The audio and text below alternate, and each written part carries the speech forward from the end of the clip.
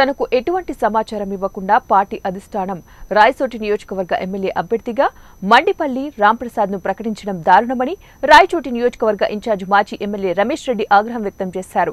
రాయచోటి పట్టణంలోని టీడీపీ కార్యాలయంలో ఏర్పాటు చేసిన మీడియా సమావేశంలో ఆయన మాట్లాడుతూ కనీసం రాయచోటి టీడీపీ నియోజకవర్గ ఇన్ఛార్జ్ ను పిలిచి మాట్లాడకుండా టీడీపీ టికెట్ కేటాయించడం ఎంతవరకు సమంజసమన్నారు.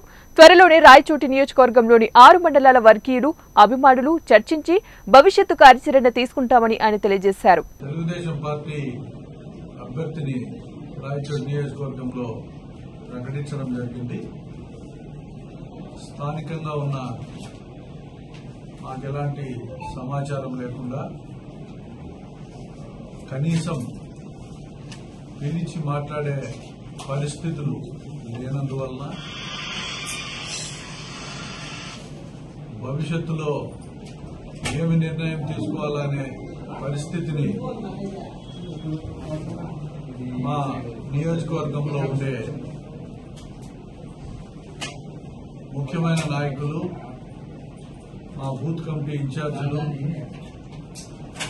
మండలంలో ఉండే ముఖ్య నాయకులు అందరినీ కూడా